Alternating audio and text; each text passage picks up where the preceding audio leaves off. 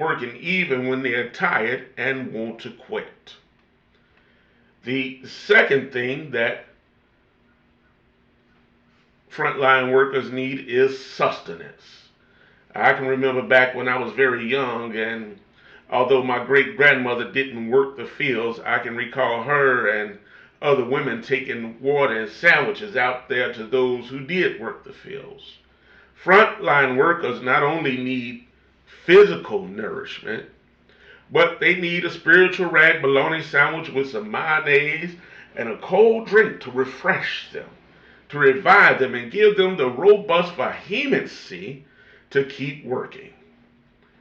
And most of all, frontline workers need supplication. They need prayers for strength, mercy, and endurance. In case you're wondering, and you didn't hear the beginning, I'm not going to hold you long. I'm going to give you all these 3 little points I got, and I'm going to end my little Easter speech, as they say. The first point I have here is that restoration starts in the pulpit. You know, I've recently heard someone say that pulpit means to pull people up out of the pit. In our text it says, then Eliashib the high priest rose up with his brethren, the priests, and they builded the sheep gate, they sanctified it, and set up the doors thereof, even unto the tower of Meah, they sanctified it unto the tower of Hananel. The preachers went to work first. The leaders went to work first. Leaders have got to go to work first. People follow better when they see the leader out in front of them. You know, it's easy to lead from behind and give direction, tell the people what to do, and hope that they follow your instructions. But when they see the leader out in front, when the leader's doing the work, they will follow the leader. Most of them will, at least, because we were trained by that little game, follow the leader. Well, some folks feel that, well, the leader ain't doing nothing I should. If they slacking, I can. But when people see the leader, the pastor, the ministers, whoever's the ministry head, the servant leader, out there working and working hard, a lot of them will appreciate that and will do the work too. They will work just as hard, if not harder. In our text it says that they built the sheep gate first. They built the sheep gate first because there had to be a viable path by which sacrifices could enter. They built the sheep gate first because there has to be an entrance for the sacrificial lamb to come into the temple. If not, all else is futile. Know ye not that your bodies are the temple of God? That's scripture.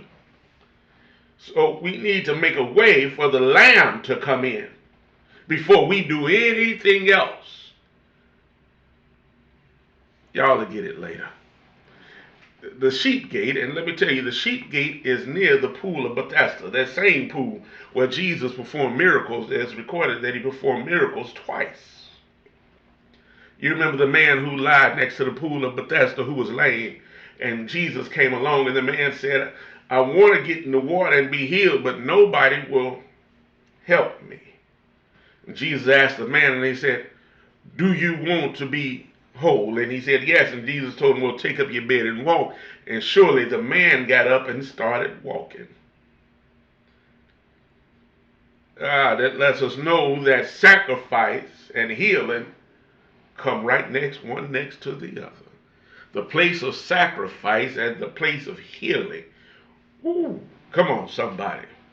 And let me tell you something about these priests before I move to my next point. The priests dedicated their work to the Lord not only through delivery or preaching, but through serving or ministering. They didn't just get up there and preach, but they ministered. They didn't just get up there and deliver, they served. We got too many people nowadays who want to get up and give a sermon, but they don't want to serve the people. They say they're called to preach, but they don't realize they're called to minister. Jesus didn't just preach a sermon, Jesus ministered. to the people. He served, excuse me, the people. Second point I have for you is it's not going to look good or smell good in the middle. Nehemiah 3 and 14 says, but the dung gate repelled Malchiah, the son of Rechab, the ruler of part of Beth-Hakkerem. He built it and set up the doors thereof, the locks thereof, and the bars thereof. The dung gate. In case somebody's not familiar with dung, that's mess, poop, if you will, feces.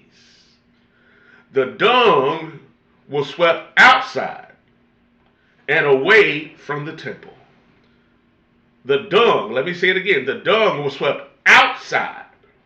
It was swept on the outside and away from the temple.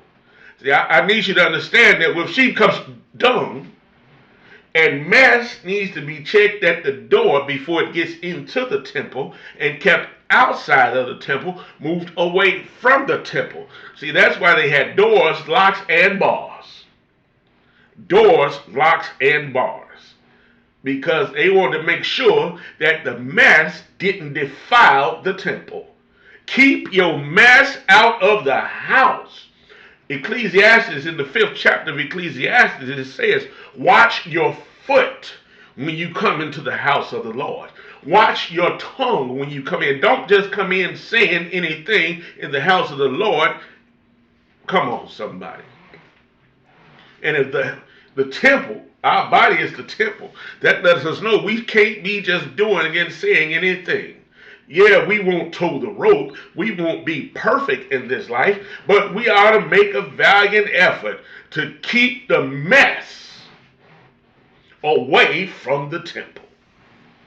And before I go to the third point, let me give you two little bullet points about dung. One, dung can be used as fertilizer. People use dung all the time, or manure, for fertilizer on farms.